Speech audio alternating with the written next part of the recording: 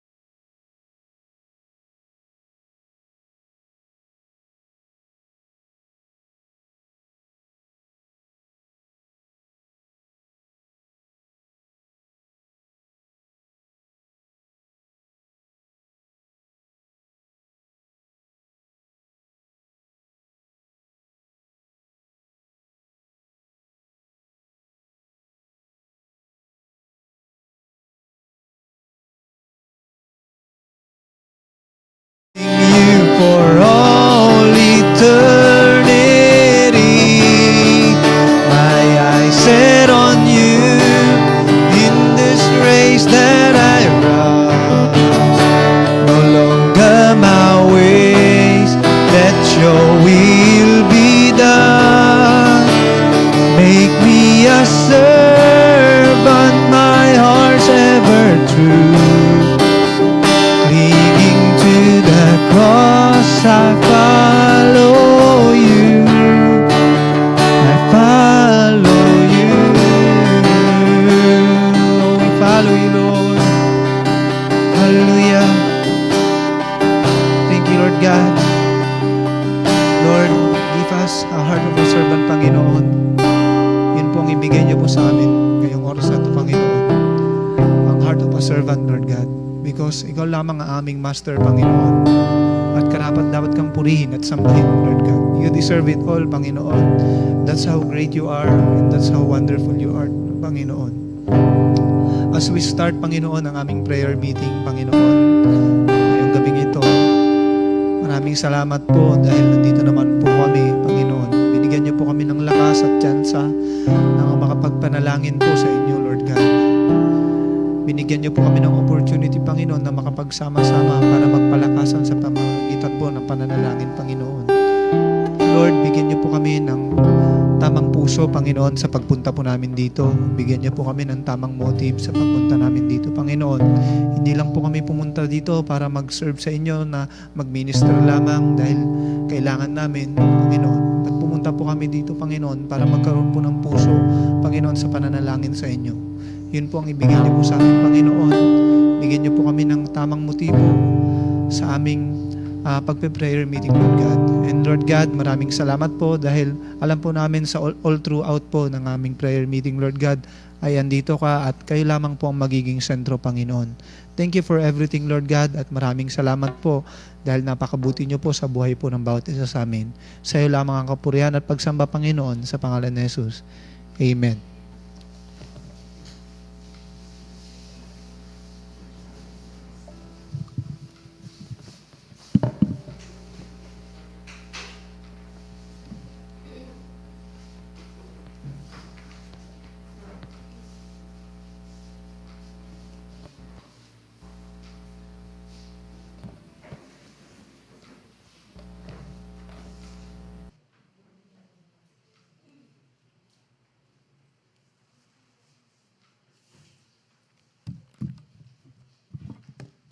Okay, purihin po ang Panginoon. Magandang gabi po sa ating lahat. Dadako po tayo, bago po tayo dumako sa ating pananalangin. Let us hear the word of God that will encourage us at lalo pang tumulong sa atin na lalo pang lumapit sa ating Panginoon. Okay, so open your Bible to the book of Luke o Gospel of Luke. Yung mic natin, nagluluko. Gospel of Luke, chapter 18. Okay.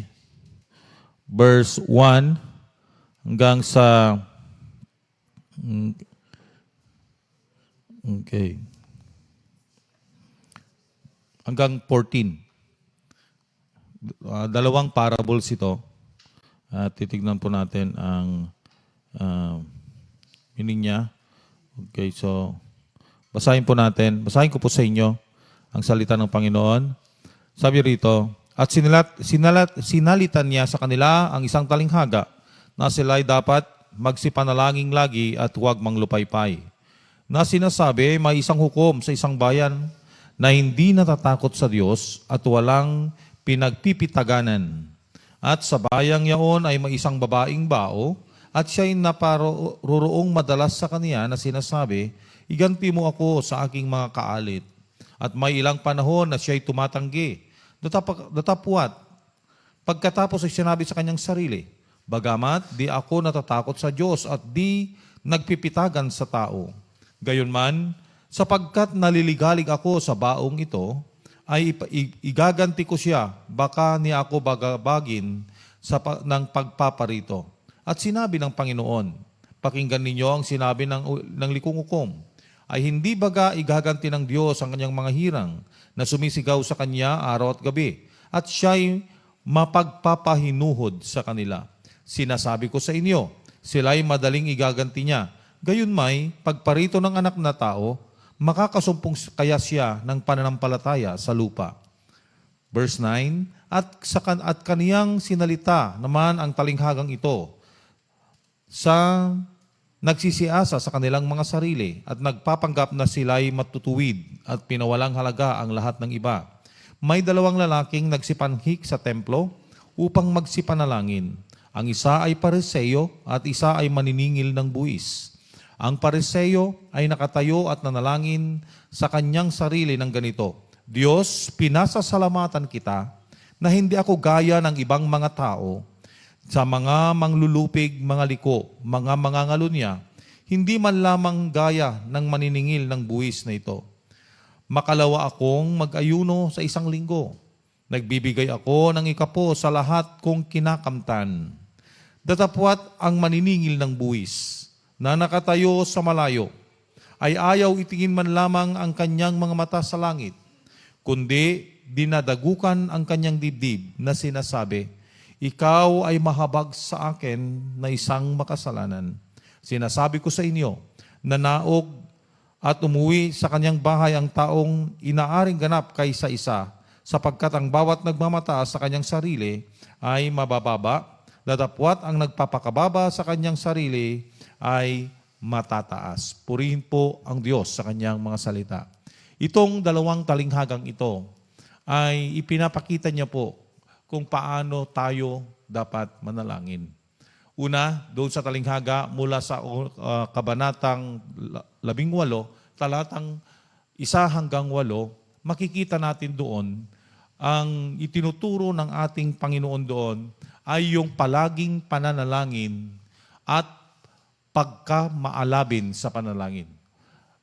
Yung pong fervency of prayers, pagkamaalab sa panalangin. So makikita natin sa verse 1 pa lang na ipinakita niya doon. Sa verse 1 pa lang na sabi niya rito, at sinalita niya sa kanila isang talaga na sila'y dapat magsipanalaging lagi at huwag manlupaypay. It is the command of the Lord na dapat lagi tayong magsipanalangin. Na dapat lahat ng mga taong may takot sa Diyos at nagsasabing sila'y anak ng Diyos, ay talagang kung na po ito, parang automatic na. It is a habit. It is natural na lagi tayong dumulog at manalangin sa Panginoon. At sinasabi niya rito na huwag manlupaypay at huwag pong panghinaan ng loob. Bakit? Posible bang manlupaypay at manghinang loob sa pananalangin? Yes. There are factors na minsan tayo po ay nanghihina, tayo po ay nadidiscourage, tayo po ay nadidesperate sa ating mga panalangin. Some of the reason minsan sa hindi nasasagot ang mga panalangin natin, pangalawa, sa tagal na nating pinapanalangin, para bang walang nangyayari. We have ilang taon na, ilang buwan, ilang linggo, ilang taon na nating nanalangin, bakit hindi nangyayari? Na para bagang hindi pinapakinggan ng Diyos ang ating mga panalangin. But makikita natin dito yung talinghagang ginamit. Yung isang balo, in the Bible times, pagbalo o bao, ang sabi ko karabi sa King James Version, ang isang balo ay ipinapakita nito yung talagang wala na pong ibang masasandalan pa. Pinapakita ng isang balo yung tinatawag na poverty. Wala na siyang malalapitan pa. Because during the time, ang mga babae ay hindi talaga nagtatrabaho. Doon lang sila sa bahay doing the housekeeping. At ang nagtatrabaho ng lalaki, at pag nabalo na, wala na pong pinagkukunan ang babae. That's why, makikita natin dito na sa Bible, sinabi niyang kalingain ninyo ang mga bao. Ibig sabihin, tulungan. Okay. Bakit? Wala nang ibang makakatulong sa kanila. So makikita natin itong baong ito, marami siyang kaalit at humihingi ng hustisya sa walang takot sa Diyos na isang hukom. At lagi siyang tinatanggihan. At hindi pinagpipitaganan ng mga tao, hindi niya nirerespeto ang mga tao. Sabi niya, wala siyang ginagalang, mapagmata siya. Pero sa kapupunta ng balo, sabi niya, ilang beses man tumanggi, pero sabi niya, wala man akong takot sa Diyos, hindi man ko nirerespeto ang mga tao, parang napakabagin niya sa mga tao, sabi niya, igaganti ko na ito, kasi lagi niya na lang naliligalig na ako sa baong ito. Igaganti ko siya, baka bagabagin niya ako sa pagpaparito niya. So that is the word na ginamit. So, makikita natin, doon sa verse 6 sabi niya, pakinggan ninyo ang sinabi ng Ilong, hindi baga igaganti ng Diyos ang kanyang mga hirang na sumisigaw sa kanya araw at gabi. At siya'y may pagpapahinuhod sa kanila. Yung mga anak niya kaya, na araw at gabi sumasamo, nananalangin. Kung ang hukom na walang Diyos at mataas at hindi pinagpipitaganan ng mga tao, ay nagkaroon siya ng reason, nakita niya yung pag-aalab, yung katatagan, yung pagpupursige ng babaeng ito. Ano pa kaya ang isang Kristiyano na laging nananalangin araw at gabi? Hindi kaya niya mauuga ang trono ng Panginoon? Sabi nga nila, wala pong makakauga sa trono ng Diyos, kundi ang panalangin. Prayer shake heavens. Prayer shake the throne of God. That's why Jesus Christ said, doon sa Hebrews, sabi niya doon, lumapit kayo sa trono ng biyaya. Huwag tayong panghinaan ng loob. Mag-alab tayo sa pananalangin. Amen? Ito po ang pinakamagandang ginagawa ng isang mananampalataya. Yung laging dumipinde, laging lumapit sa Panginoon. Pero maganda yung verse 8. Ang sabi niya doon, pag dumating ang anak ng tao, masusumpungan ba siyang pananampalataya? So, in your prayer, fervency plus faith. Amen. Hindi lang po yung masigasig ka, but you must have faith that God will answer your prayer just at the right time.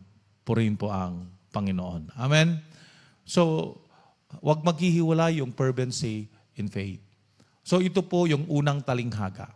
Ang mensahe nito, although marami pa tayong doktrinal na makukuha dito, but I am talking about prayer, na marami tayong mga ipinapanalangin, sometimes parang hindi na nasasagot, ba't ang tagal-tagal naman? Lalahanin natin ito. God answers prayer, especially to those elect. Amen? Ang napag-aralan natin sa ating mga messages in 1 Peter, that we are the elect of God. Pinili tayo ng Panginoon. Amen? At alalahanin natin, yung John chapter 15 verse 16, Ye have not chosen me, but I have chosen you, and I appointed you to bear much fruit, and that fruit shall remain. And whatever you ask in the Father, in my name, it shall be given unto you. It is a blessing for us to be elect by God. Kaya sabi niya, hindi baga igaganto Diyos ang kanyang mga hirang. Nandang pagkasabi, shall God, not God, avenge His own elect, which cry day and night unto Him. So, di ba, ang ganda nun? Sila'y magpapahinuhod sa kanila. Pinili tayo ng Diyos. Ang nidesire ng Panginoon ay yung fervency at pagkamaalab natin sa pananalangin ng may pananampalataya sa Kanya. And now, the second parable na regarding din sa prayer, kasi ito yung dalawang parable dito, tapos pumunta na siya sa mga bata, di ba? Sa verse 15. Ang makikita natin dito na may dalawang yung characteristic in prayer. So makikita natin yung Pariseo. The Pharisees are the teacher of the law. They are masters in the Levitical law. Magagaling sila tungkol sa batas ng Israel in even sa mga Levitical law. At makikita natin, at sila rin yung tinatawag na mga self-righteous. Tingnan niyo yung mga panalangin nila. At sabi niya, dalawa ang pumunta sa templo, isang Pariseo at isang maniningil ng buwis. At tingnan ninyo yung panalangin ng maniningil ng buwis, ng Pariseo. Anong sabi niya doon? Nag-self-righteous siya. Sabi niya sa verse nakatayo at nanalangin sa kanyang sarili ng ganito, Diyos, pinasasalamatan kita. At least, as if, parang very religious yung panalangin niya. Hindi ako gaya ng ibang mga tao. See? Sa Ilocano, managin sisingpet. Ewan ko, paano yung Tagalog yun? Okay. But sa Tagalog, isang mabigat na pananalita ang magagamit ko doon. Hypocrites. Hindi, English yun. Mapagkunwari o ipokrito. O ipokrita. Okay. Kaya, hindi ako gaya ng ibang tao na may ng mga manglulupig, mga liko, mga mangangalon niya. Sinabi niya na kagad yung self-righteousness niya. Lord, salamat. Hindi ako kagaya ng kapitbahay ko. Hindi ako kagaya ng ganito. Hindi ako man lamang gaya ng maniningil ng buwis na ito. Tapos sinabi niya yung mga spiritual achievements niya. Na makalawa akong magayuno sa isang linggo. Nagbibigay ako ng ikapo. Ng lahat kong nakakamtan. Para bang naniningil na siya sa Diyos. I'm doing this and I'm doing this. Kaya marapat lamang napakinggan mo ang aking panalangin. Ipag ipaparaphrase natin yon. Wala naman akong ginagawang masama, mabait ako, matuwid ako, hindi kagaya ng mga ibang tao. At sa katunayan, nagbibigay ako ng aking ikapo. Sinusunod ko ang batas. Sabi niya rito, nag-aayuno ako. Yan parang sinasabi niya, Lord, kaya tingnan mo ako. At tingnan naman natin yung isa. Ang prayer niya, Ginoon, sabi niya, ang ganda rito, sabi niya, datapwat ang maniningil ng buwis na nakatayo sa malayo, ayaw man lang itingin lamang ang kanyang mga mata sa langit. Imagine, ayaw man lang itingin ang mga mata sa langit. Ibig sabihin, talagang nakayuko. At ang sabi rito, dinadakukan ang kanyang dibdib. No wonder, sa dating denomination natin, mayroong sinasabing ganito pag nananalangin. Ewan ko kung yung mga dating pumunta, nagbasulak. Di ba? Sinong mga nakatin sa inyo ng gano'n? Nakaranas. Okay, mayroong gano'n. Okay. Ito, dinadagukan ang kanyang dibdib na sinasabi, ikaw ay mahabag sa akin na makasalanan. Anong tinuturo ng parable na ito? Ang tinuturo ng parable nito is humility in prayer. We need to humble down before the Lord. And in the sight of God, kailangan nating magpakumbaba sa Kanya sa pananalangin. Kasi pag nagpapakumbaba ka, you will be depending on Him, acknowledging that you are nothing before the Lord. Without Him, we can do nothing. It is humility in prayer. Huwag nating ipagmayabang ang mga accomplishment natin. Don't bargain with the Lord with all your spiritual accomplishment, with all the righteousness that you are doing. You are doing righteousness because that is the fruit being elect. Amen? Bunga yan pag ikaw ay sumasampalataya talaga sa Panginoon. Kaya napakaganda na ito po ang tignan natin.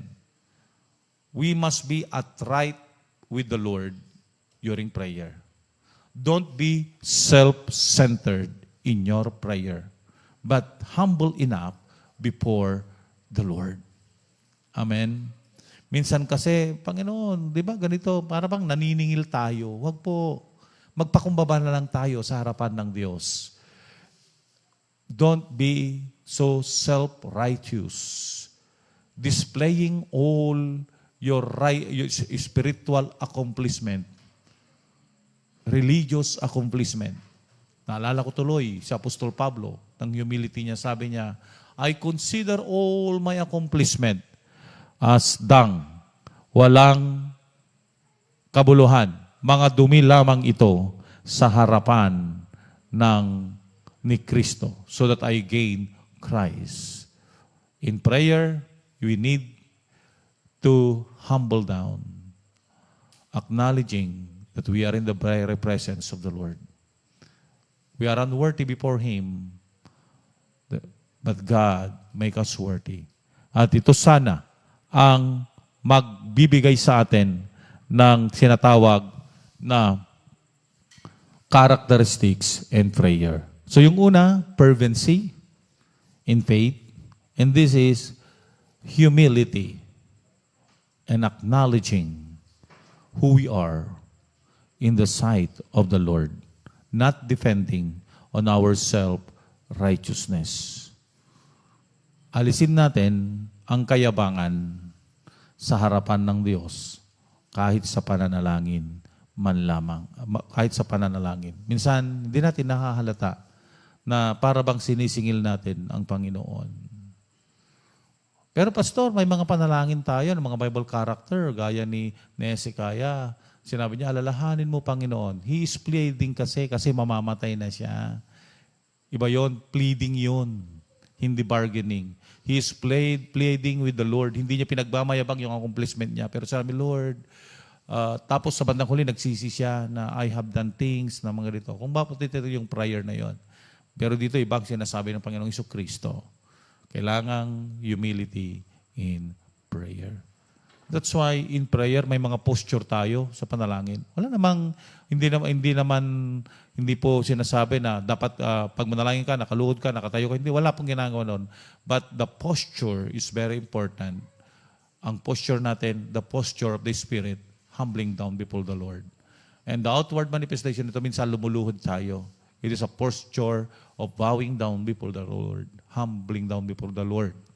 But kahit nakaluhod ka, kung yung puso mo naman at espiritu mo ay nagmamayabang, useless din yung posture mo in kneeling. So, una sa kaloob-looban. So tonight, these two parables simply teach us yung how we approach God in prayer. Approach God in prayer with fervency in faith, and approach God with humility and acknowledgement that we are nothing without Him, even in our prayer. Purihin po ang Panginoon. Dako na po tayo sa ating pananalangin. Niling ko pong tumayo po tayo. Hallelujah. Glory to your name.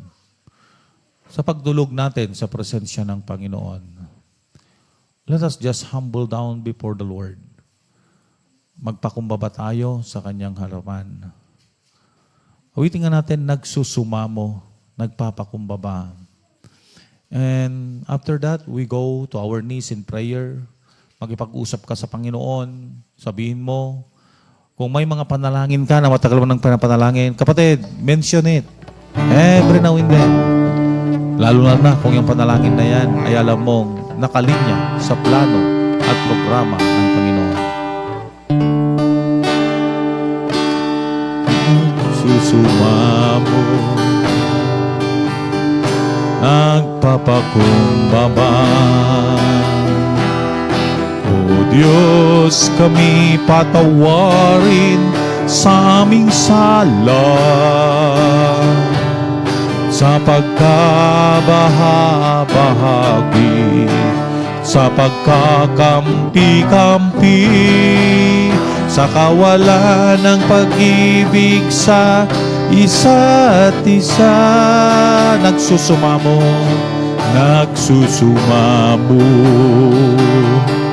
nagpapakumbaba. O Diyos, kami patawarin sa aming sala, sa pagkabaha-bahagi, sa pagkakampi-kampi, sa kawalan ng pag-ibig sa isa't isa. Pag-isahin mo ang laman ng aming puso. Pag-isahin mo ang laman ng aming isipan. Bigisin ng iyong pag-ibig, bigisin ng iyong pagmamahal. O Diyos, maghari ka sa aming buhay. Hallelujah. Jesus, maghari ka sa aming buhay. Yes, Lord. As we go to our knees in prayer, kaya po, Panginoon, nang nasasaad sa iyong mga salita, tulungan niyo kami kung paano tamang manalangin. Help us, Lord, to have the faith and fervency and humility in prayer. As we go on our knee in prayer, Lord, let our heart be humble enough before your very presence. Thank you for your Holy Spirit who will help us in our prayer. In Jesus' name, let us go to our prayer.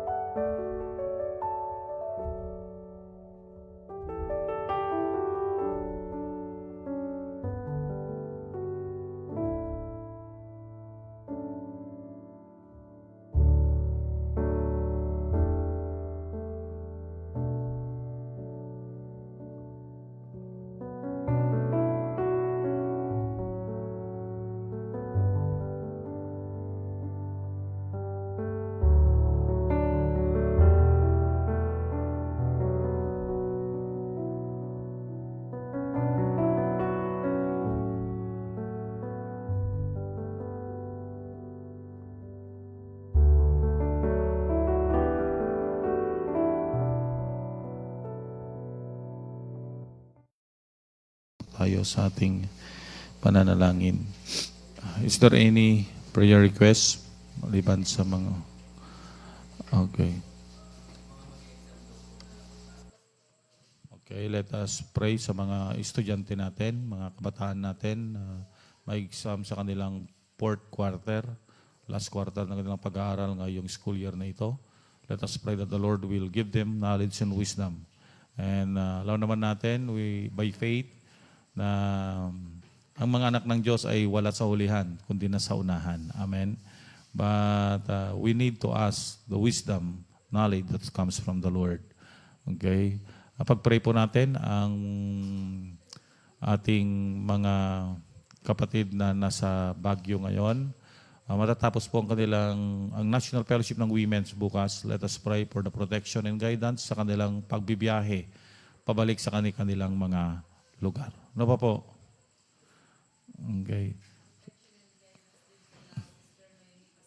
Okay, let us pray for Sister Noemi and Brother Efren sa kanilang pagbibiyahe patungong Canada. Nandiyan na sila sa Kalawakan. Okay. Okay. Ano pa? Okay, so let us pray sa need ng ating church. Kita nyo naman, natapos na po yung... Pero marami pa. Habang gumagawa kasi, nakikita namin yung mga dapat ayusin. And let us pray sa mga nagtatrabaho, pangalagaan ng Panginoon ng kanilang kalusugan, for their protection, for their safety, hawakan ng Panginoon ng kanilang mga buhay. Amen? So, yung kalakasan, ang importante sa kanila, napapagod po ang mga nagtatrabaho, but we know that their strength comes from the Lord. And also the provision. Kasi marami pa tayong gagastuhin para po dyan. Pagagandahin na rin lang natin, inayos na natin, pati yung harapan, ayusin na rin. Kasi pangit naman na ang ganda ng taas, ang pangit ng harap. Kaya, let us pray for God's provision. Amen? Amen. So, pagandahin na po natin para minsanan na po yung pagtatrabaho. And thank God sa mga ginagamit ng Panginoon, ng mga kalalakihan, at sa mga nagpapamerienda. Let us pray for God's provision to them. Amen. Kasi ang sasarap ng pinapamerienda nila, talagang binibigay din nila yung best nila. But let us pray that God will continue to bless them. This is the work of the Lord. Amen. Okay, so ano pa po?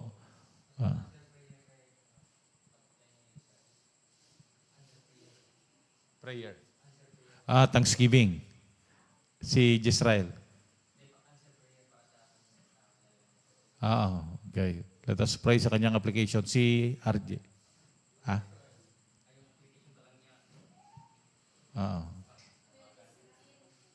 Si Jezrael.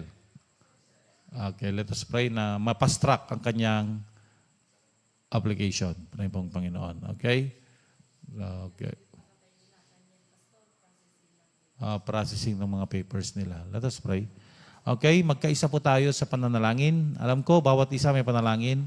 Kindly hold the hands of yung ng katabi mo as I lead the prayer. You also pray with your seatmate. Sa mga nasa live stream, wherever you are, whatever you are doing, just pause for a moment and whatever your prayer, kung may mga karamdaman, may mga kahilingan kayo sa Panginoon, financially, materially, and physical healing, even guidance, provision of the Lord, whatever, the Lord will answer it. Tayo po yung manalangin. Dakilang Diyos, amang mapagmahal, nandito po kami sa loob ng bahay-sambahan na ito. Kasama namin ang mga kapatiran namin na nasa live stream ngayon na nakikisa sa prayer meeting na ito. Panginoon, kami po ay nagkakaisa, nagsusumamo na lumalapit sa inyong harapan. Itinataas namin ang mga kabataan, Panginoon, na magtitake ng kanilang mga exam. Lord, we pray na yung mga pinag-aralan nila, yung mga bagay na natutunan nila, as they have their examination, Lord, we pray na put it into remembrance, and we pray for knowledge and wisdom, Panginoon, na ibigay mo sa kanila. Panginoon, ito po ay para sa iyong kaluwalhatian. Mga anak mo po, ang mga kabataan na ito, sila po ay naglilingkod sa inyo. We pray, O God, na patunayan mo sa kanila ang iyong mga salita, na yung mga ang pagkatakot sa iyo ang pinagmumulan ng lahat ng katalinuhan. So we pray for knowledge and wisdom. At sila po ay nasa unahan dahil tutulungan mo sila sa kanilang mga examination. At Lord, matatapos po nila ang school year na ito na matagumpay at magbibigay kaluwalhatian sa iyong pangalan. We are praying also, Lord, for Jezreel and Nathaniel para po sa yung pag-fast track po ang kanilang mga application. We pray that you will be the one to move sa mga taong mga dapat mag-approve nito. Lord, we pray that you will be the one to move in a mighty way. Alisin mo na po ang mga balakid sa pangalan ni Jesus. In Jesus' name. Lahat po ng mga kapatiran namin, mga kabataan namin na nakagraduate na po ng college at naghahanap po ng kanilang mga trabaho o nag-apply sa kanilang mga trabaho. We pray, O God, na sila po ay bigyan mo ng mga pribilehyo at oportunidad. Open up the doors of opportunities to them, O God.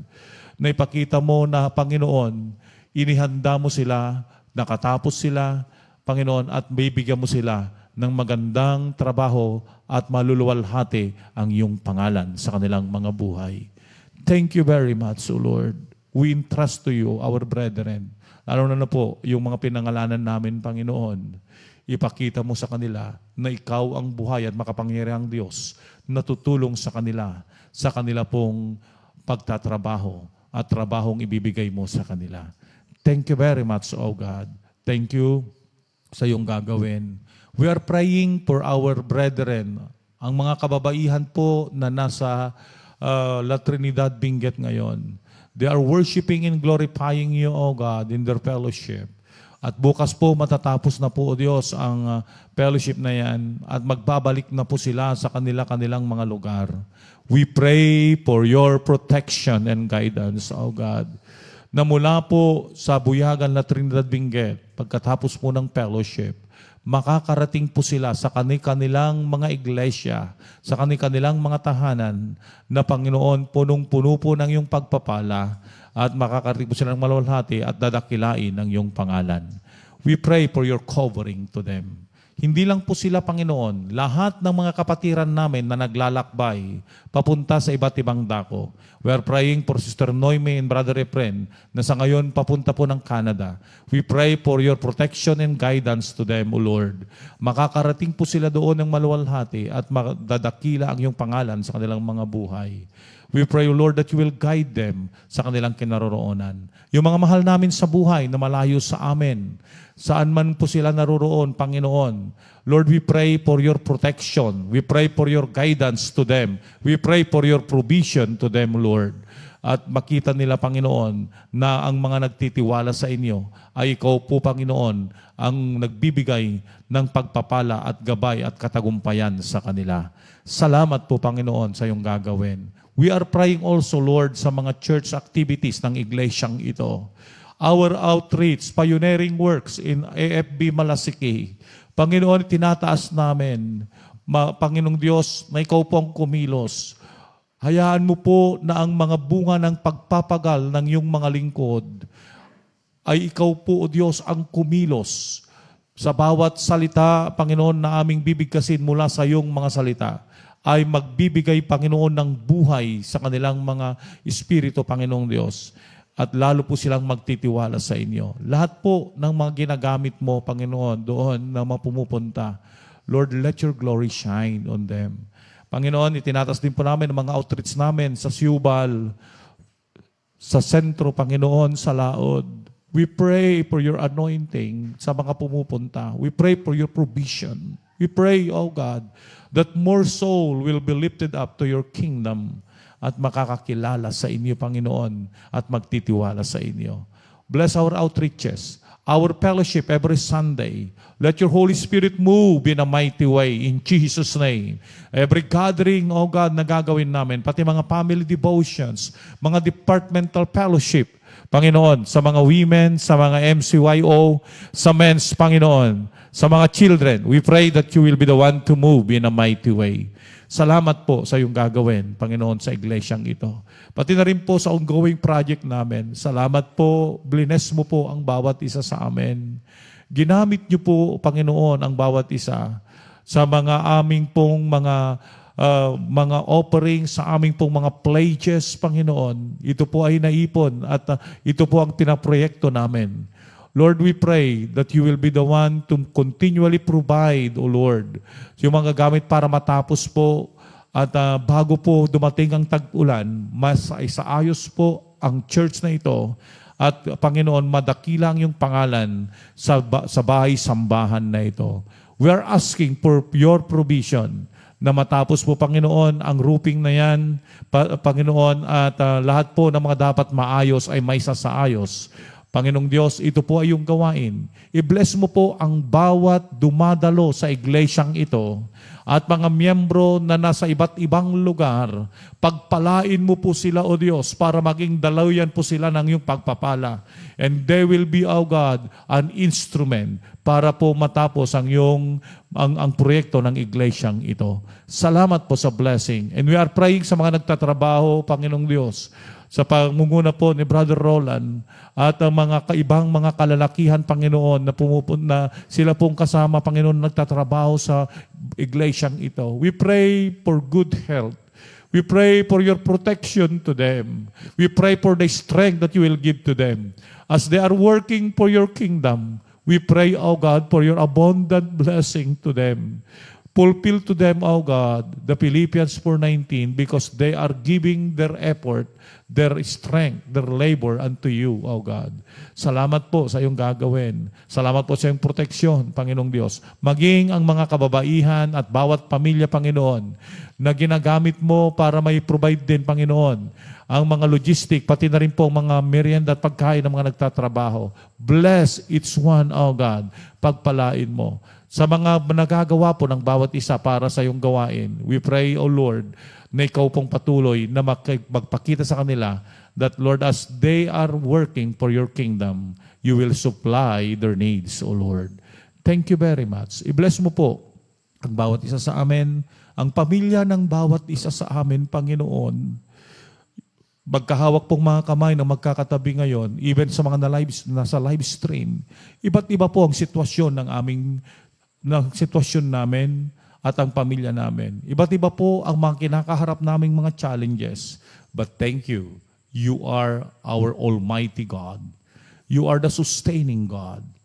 Wala po kaming ibang malalapitan kundi sa iyo, Panginoon. Kayang-kaya naming mapagtagumpayan dahil kasama ka namin, Panginoong Diyos. Magtatagumpay po kami, O Diyos, dahil ikaw po ang aming kasama sa aming mga buhay. I-bless mo po, O Diyos, ang bawat isa. Bless our families. Provide for our families, O God. Lalong-lalo po ang problema dito po sa aming lugar sa Bani. Problema po, Panginoon, ang tubig. But Lord, thank you for your provision. Na mayroon po at kailanman hindi po nawawalan ang iyong mga anak. At patuloy mong ipoprovide ang mga pangangailangan na yan. I-bless mo po, O Diyos, ang bawat isa. I-bless mo po, Panginoon, ang mga miyembro sa iglesyang ito at lahat ng dumadalo at ang kanilang mga pamilya. Salamat po, O Diyos. Even in our barangay, ikaw po ang kumilos in a mighty way. Salamat po, itinataas po namin ang aming mga buhay sa inyo. Itinataas po namin ang aming mga pamilya sa inyo. Itinataas po namin ang barangay namin sa inyo. Pati ang iglesyang ito. We entrust it to you, Lord. Bless us. At pagpalay mo na po ang bawat isa. We thank you for the answer of our prayer. We thank you for the victories. And Lord, alam po namin na bawat pagluhod namin sa loob ng iglesyang ito, maging sa aming mga tahanan, Panginoon, mararanasan namin ang iyong kapangyarihan. We will experience your miracles upon miracles in our life. Help us to be fervent in our prayer and to be, Panginoon, to have confidence and faith on you.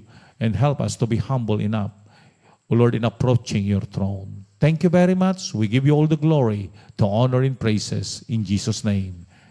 Amen and amen. God bless po. Let us get the offering. Magbigay po tayo ng ating mga handog sa Panginoon. Awitin natin, magbigay tayo sa Panginoon, tayo ay magbigay. Magbigay tayo sa Panginoon, tayo ay magbigay. Magbigay tayo sa Panginoon, tayo ay magbigay. Ibabalik, siksik, liglig at umaapaw.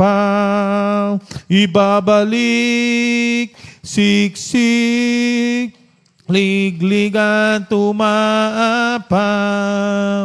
Magbigay tayo sa Panginoon, tayo ay magbigay. Lord, we offer to you our offering. Accept it as a sweet aroma unto your nostril.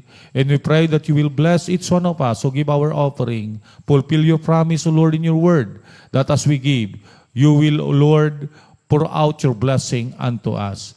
Thank you very much. This offering will be used for your glory and honor alone. Thank you. In Jesus' name, amen and amen. God bless you.